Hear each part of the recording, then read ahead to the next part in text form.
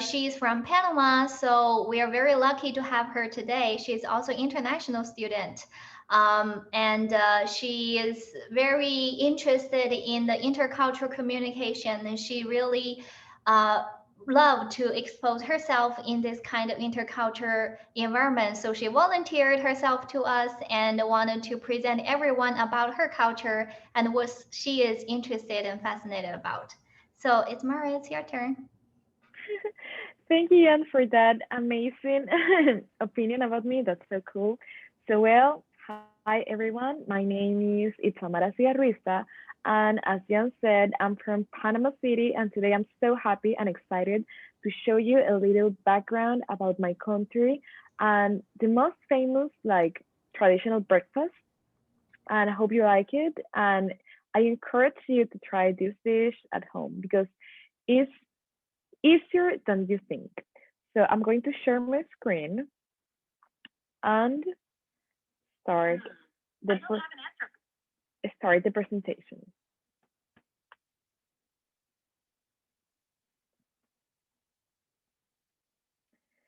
So welcome everyone to the International Coffee Hour. And today I will present a Panamanian dish presentation. About me, my name is Itzamara Cigarruista. I'm from Panama City, Panama, a little country in Central America. My major is international affairs, and I'm having like a minor in business. I just turned 21 and I'm junior. And today I will present you one of the most famous traditional breakfasts of my country and some cultural information for you to get like attached with this. So a little bit about Panamanian culture and traditions.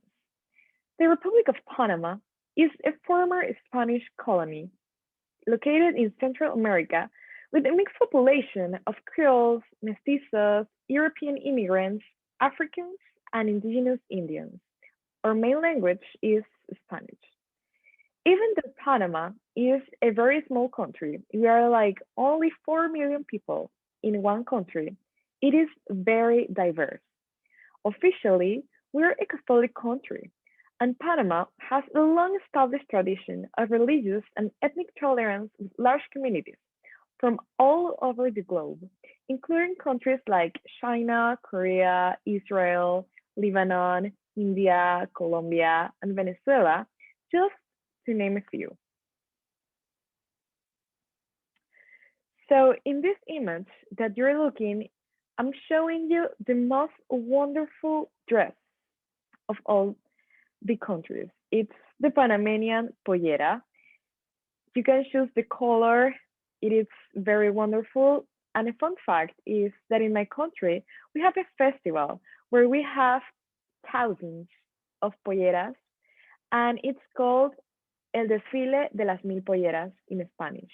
But it's like a parade where all the Panamanian women uses the pollera, and they are kids with all the colorful polleras, and it's like a very good experience to you if you're interested in know more about the Panamanian culture.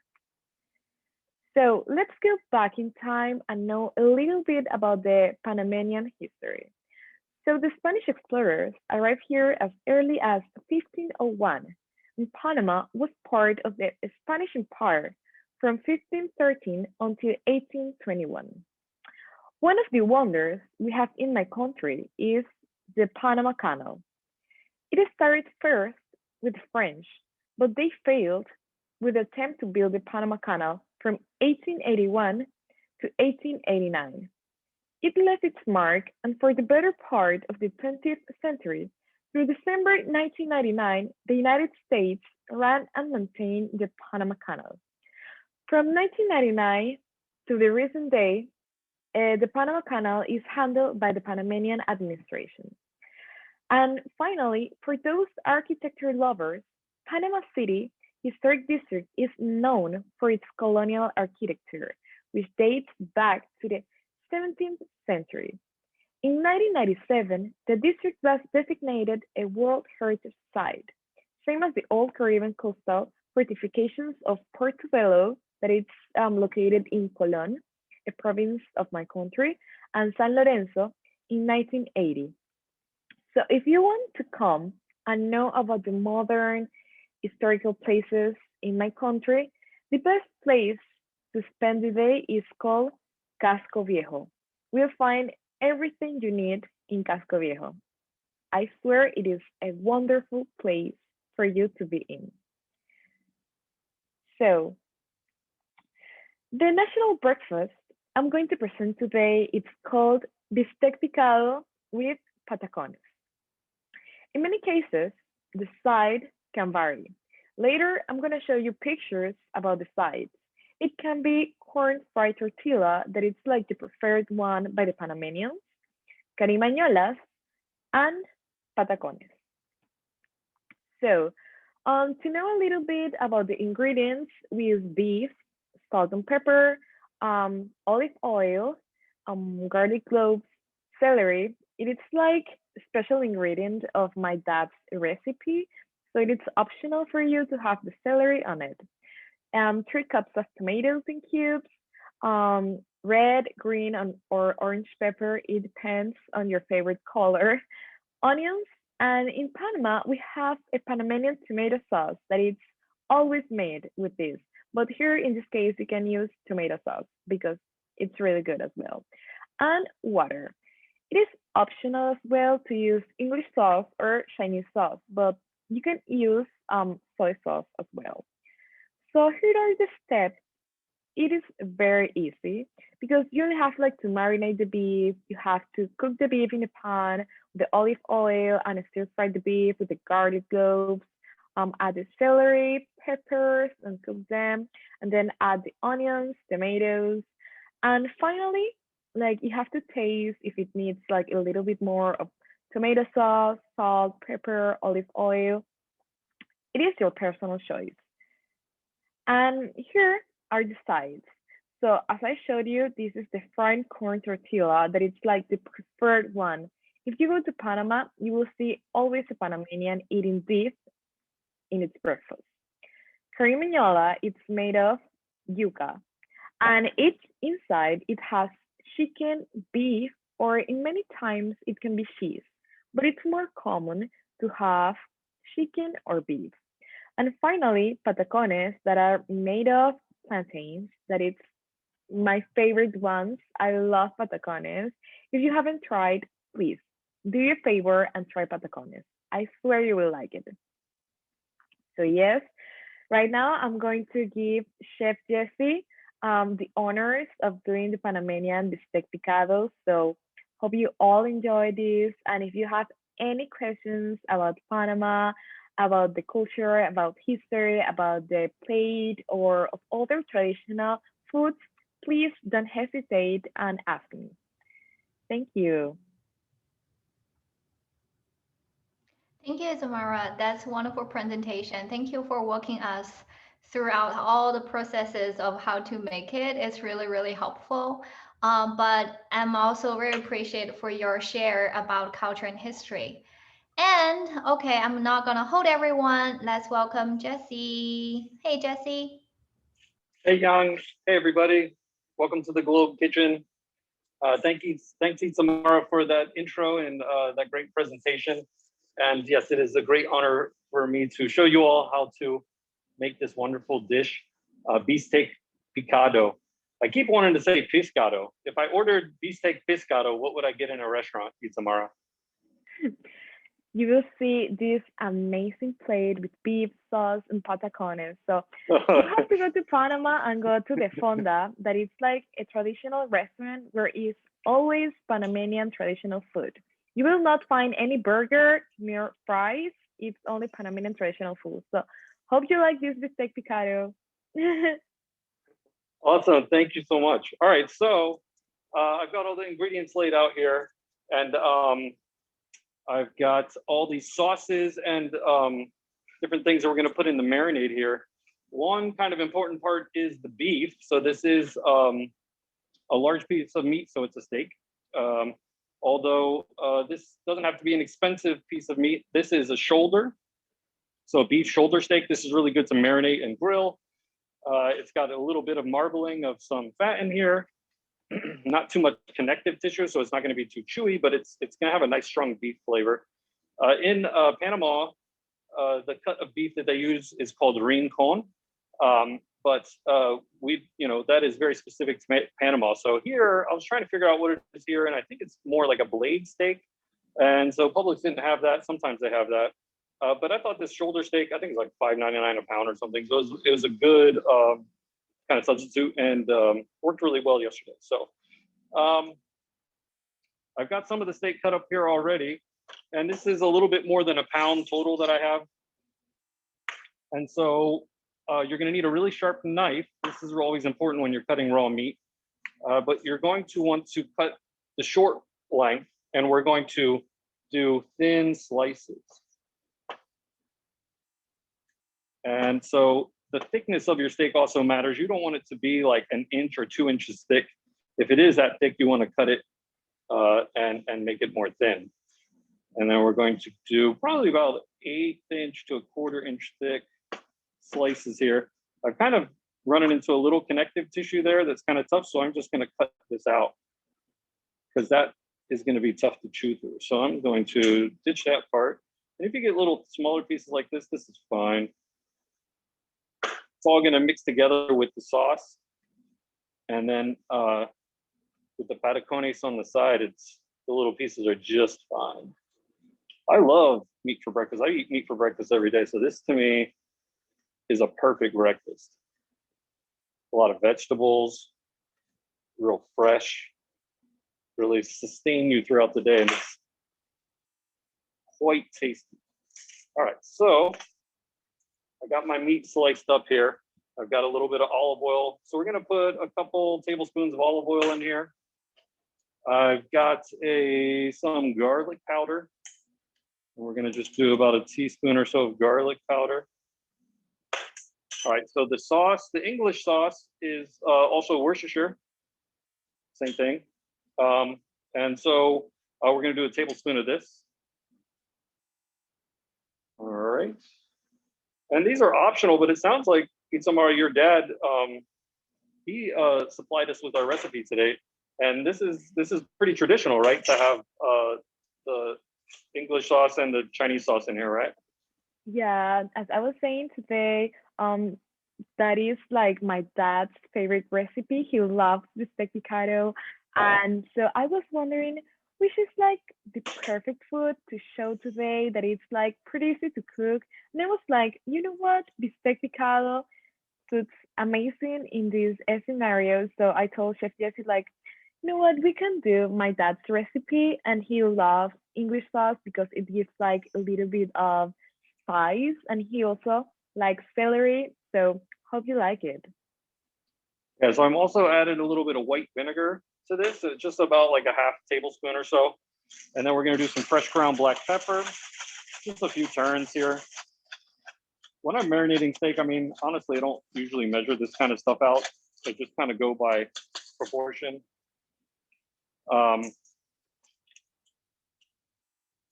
right, so I'm gonna mix this in. There we go. Get a nice coating on all of the steak. Spread that flavor around. And then usually you're gonna wanna let this sit for, I don't know, 10, 15 minutes. You could do it overnight and really get a good marinade on it, but even just for a little bit is going to be effective. All right, I'm gonna add a little pinch of salt to this too. Soy sauce definitely has salt, but a little extra salt is not gonna hurt it. Definitely gonna kind of bring that beef flavor out. All right, so earlier I prepped up all our veggies just so we could get through this pretty quick today, because we're also gonna show you how to make the patacones. And so this is one yellow onion or sweet onion, and it's sliced. And then this is one green bell pepper. And you see how everything's sliced. So we're not dicing this stuff. We're slicing it about a 1/4 inch thick to a 1/3 of an inch thick. And then here's all of the celery that Itzamara's dad loves, and I think is a great addition personally. And this is about, I don't know, 3/4 cup, 1 cup of celery. Yeah, it gives like a different taste, but it's like amazing and suits perfect. I don't know you, but I love vegetables, so the more the better. Yeah, yeah, we definitely we're kind of beefed up the vegetable content. It seems like, which is, you know, it's really nice for breakfast. And then tomatoes, fresh tomatoes. I've got, it was just those tomatoes on the vine, and I think it was like 5 of them on there, so they're medium-sized tomatoes. What do we got? Like 3 or 4 cups of tomatoes there. So this might be a little overkill, but you know, it's, if you like tomatoes, it goes well. And yeah, I opened up the bottom of the Goya can here, but this is tomato sauce. All right, so patacones, I've got one plantain. You want it to be pretty green. And we're gonna do the patacones once we get this vegetables and beef going here. All right, so let's go over to the stove. We've got a 12-inch saute pan ready to go here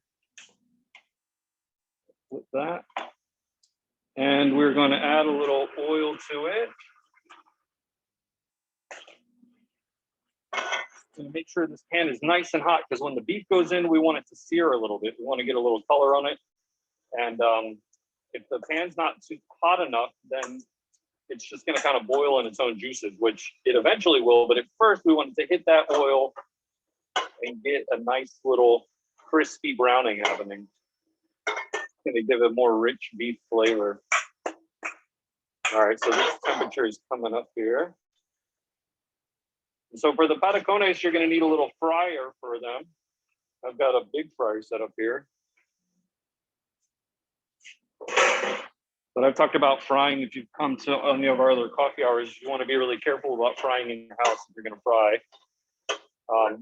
I wonder if you could air fry patacones. Everybody always asks about air frying. That seems like that'd be an interesting thing to try. I have zero experience with air fryers, but okay, I have like a fun story I'm gonna tell you right now, and it's that once at home I tried to make patacones in the air fryer, but my God, it was crazy because I didn't know how to do it. But then my mom comes and rescued me, and she made a wonderful patacones. I don't know if it's something in her or what, but it was like kind of hard for me, you know. But my mom did made it, so it's not impossible. If you want to try it, you can do it. And I'm gonna give you like a tip, and it's that plantains, they got like ripe, and when they are ripe, they turn like in a very dark yellow. And when you put them in the air fryer, in 350 Celsius, and then like for 7 minutes, something like that, it gets soft and it's like sweet. It's very good to eat with rice, chicken, and lentils. It's my favorite. So you can try it. It's not impossible to do it in the fryer. Actually, you can do it. And I'm sure you're going to have good patacones in the fryer. Everything you do is good. So I trust you. Awesome, thanks. That's a good tip, because yeah, I have not tried the air fryer. That's good to know that it's possible anyways. I know a lot of people out there are trying to eat healthier, which is important. So when the beef went in and it's seared, and you see how we get some dark spots here, and then once you stir it that second time, it's going to release a lot of liquids, and that's mostly because you have so much surface area on the meat. We've sliced it up, and then also because we have that soy sauce and that salt in there, that's going to draw a lot of that moisture. So start with a hot pan, and that will really help concentrate that beef flavor and get a good sear on there. All right, so we're just going to cook the beef quick here. And then we are going to put it back into our marinade bowl. So typically this is a no-no, right? Like you don't put your cooked meat that you've made back into your marinade bowl and serve it. But we are going to add this beef back to our vegetables. So in this case, it's okay. All right, so we're going to add a little bit more oil to the pan here. And we're going to start our vegetables. And so the vegetables, they're going to cook pretty quick. We don't need them to cook a long time. We don't want them to be super soft, but we still want them to have some crunch to them. Right, Yeah, so I do onions. like crunchy vegetables. They're so good. So onions, peppers. And then I did have about 3 cloves of garlic. I just put them in a little oil here to keep them fresh. And we're going to put that to the side, actually. We're going to put that in once these vegetables cook a little bit. Then we're going to do our celery. Okay.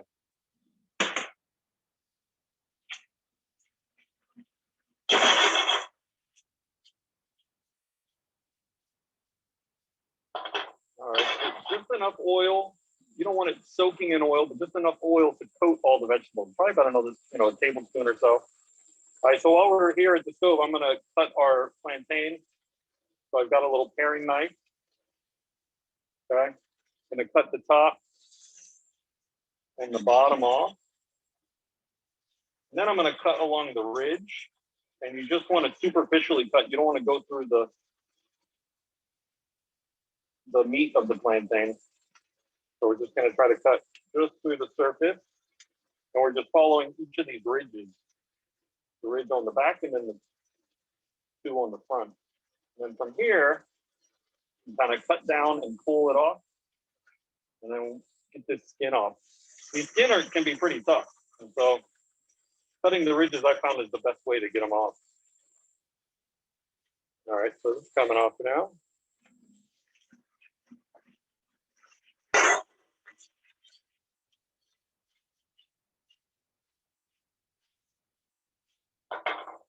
All right. Here we go. Any questions out there? Anybody, any comments? There's very heated discussion about Panama's culture, beaches, and like food. So there are a lot of things going on in the chat box. Oh, Definitely very cool. catch up later on, Jesse. Yeah, no, excellent. All right, so our veggies are getting pretty close here. And I'm gonna add the garlic at this point. We add the garlic too soon, it can burn in there pretty easy. So once the veggies are looking good, we can add the garlic.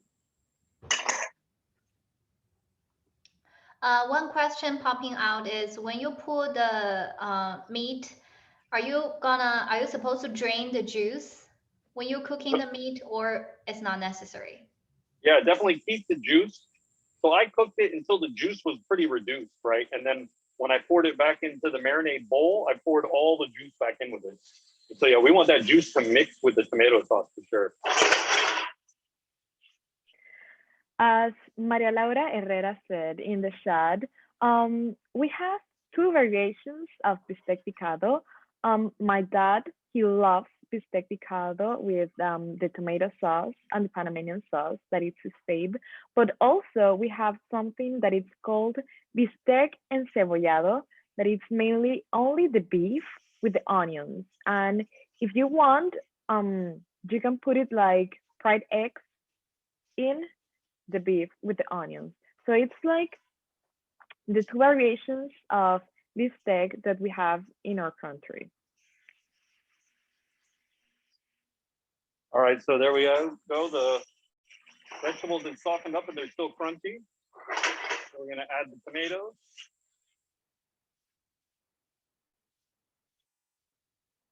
And this is starting to look pretty good. We're gonna cook this down with the tomatoes for a second, and then we'll add the tomato sauce.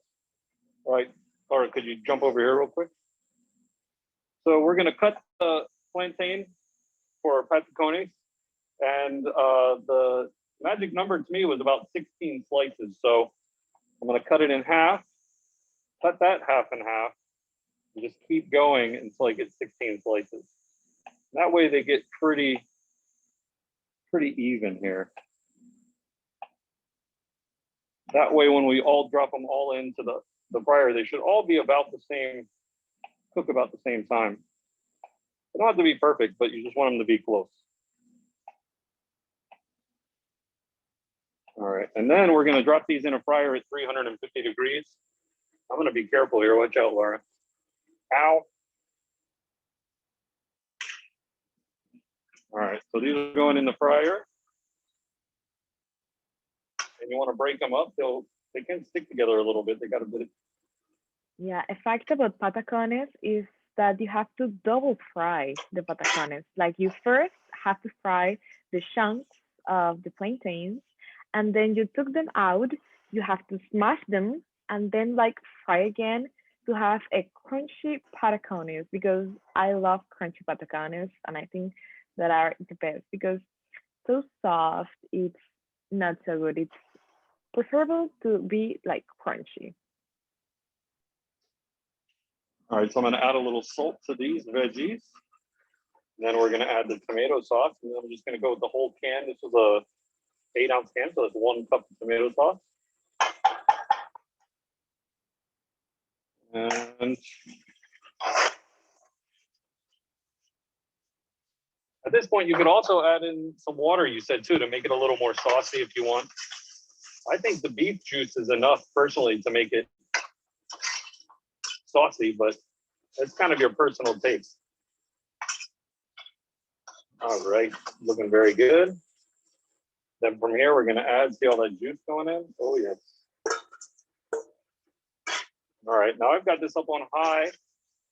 I had it on high that whole time with those vegetables. All those vegetables have so much liquids in them, you really need the high heat to keep it cooking and not just kind of boiling in its own juice. You want it to be sauteing, evaporating those juices quickly.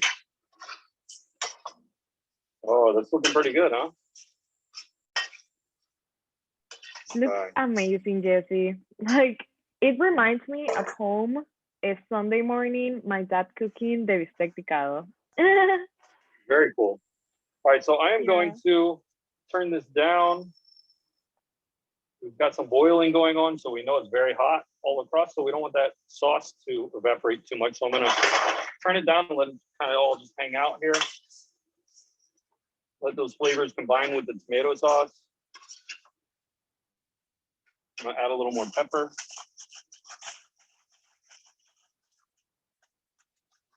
And then our patacones will be done in a second here.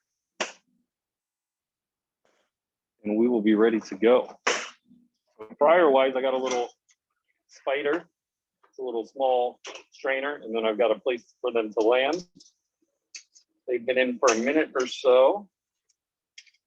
And it's about 300 right now. Yeah, it cooled off a little bit. Let's turn it up. We basically want these to fry and get crispy on the outside and cooked through in the center. So, oh, that one's still getting split apart. They do stick together sometimes. Here, let's split that apart. I think I can do it with my fingers. Ow. Oh, it's really stuck. All right, let's see. Gotta get the knife. I wonder if they make the glue out of plantains. There we go. All right. So these are actually pretty soft on the inside, crispy on the outside. So I'm just gonna go with it here. If you're doing these at home, you might fry them a little bit longer. But the main thing is that you fry them twice. And the first time you fry them in these thin slices.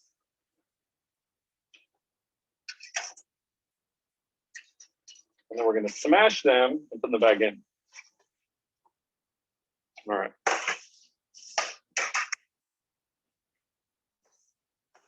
All right, so you got a good view of that? I flipped this cutting board earlier, just so you know, I'm not going to put my plantains on a dirty cutting board with the raw beef. But I've got this little pan right here. You could also use a flat meat mallet.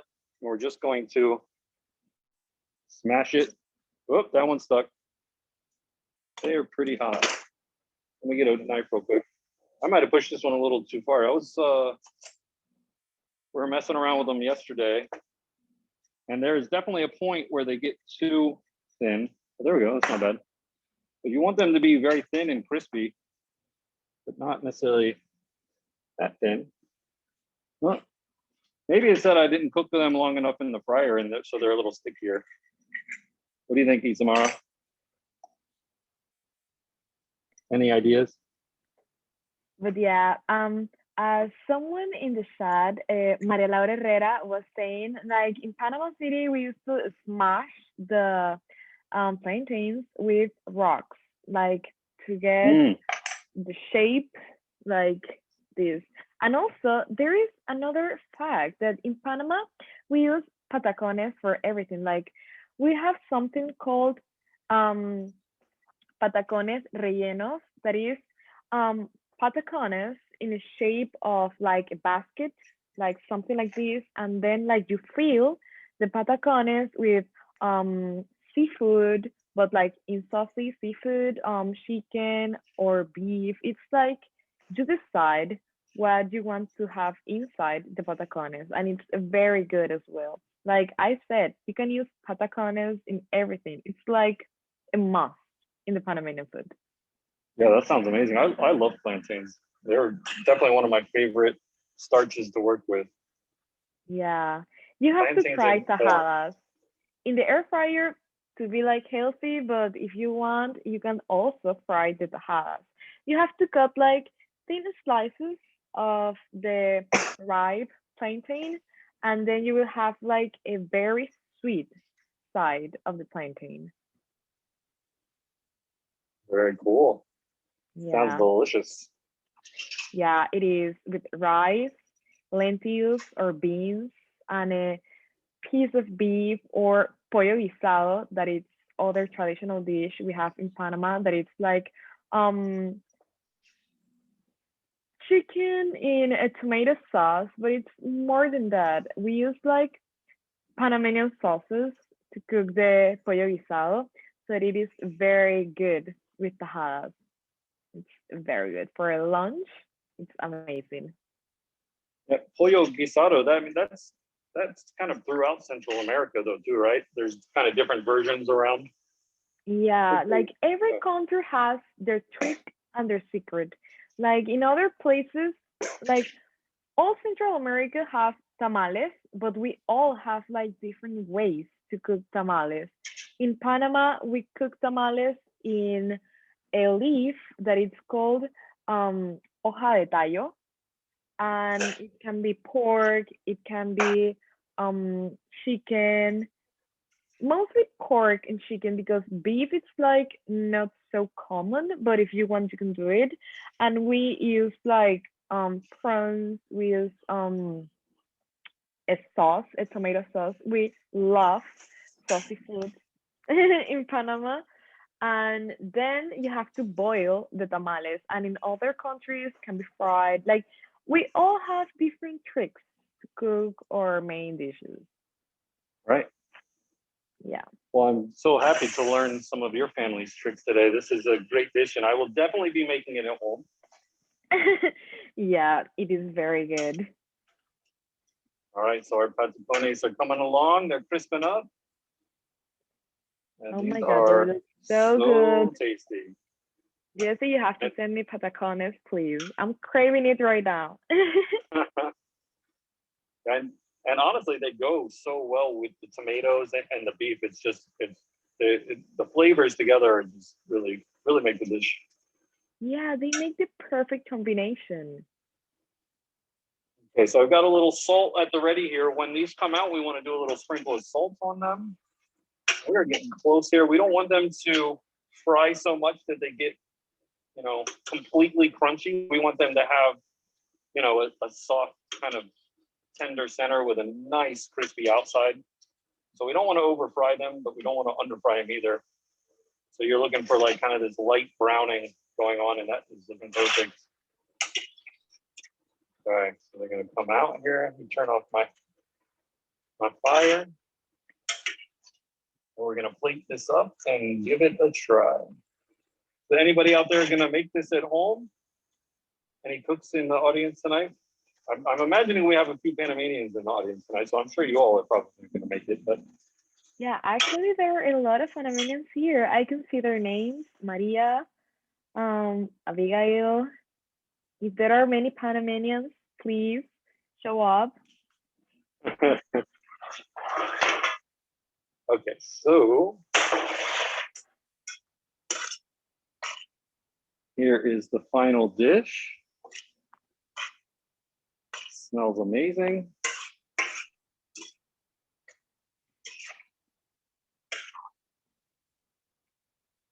We're just going to add some on the side here, get a little sauce. That Worcestershire, you can really smell that Worcestershire. Yeah. That is going to add a dynamic that we didn't yesterday. We didn't have any Worcestershire, so Yeah. just went. I'm not soy there, sauce. but I can feel the amazing smell of the food. It is very good. All right, so here is our traditional Bistek Picado from Itzamara's dad. Thank you, Itzamara's dad. And thank you, Itzamara, for sharing this recipe with us today. I had a lot of fun making it. I hope you all enjoyed it. And let us know if you make it at home and how it turned out. I think we posted on Facebook with the recipe and everything, so feel free to engage on there. One note to everybody out there in the audience, so we are looking for more co-hosts later in the year. I guess this spring, if anybody's interested, that wants to give it a shot, has a good dish they want to share something about where they're from, we'd love to co-host with you, so get in touch. Jan's on chat. So anyways, thanks for joining, and we will see you all next week. Thank you, Jesse. Thank you, Jesse.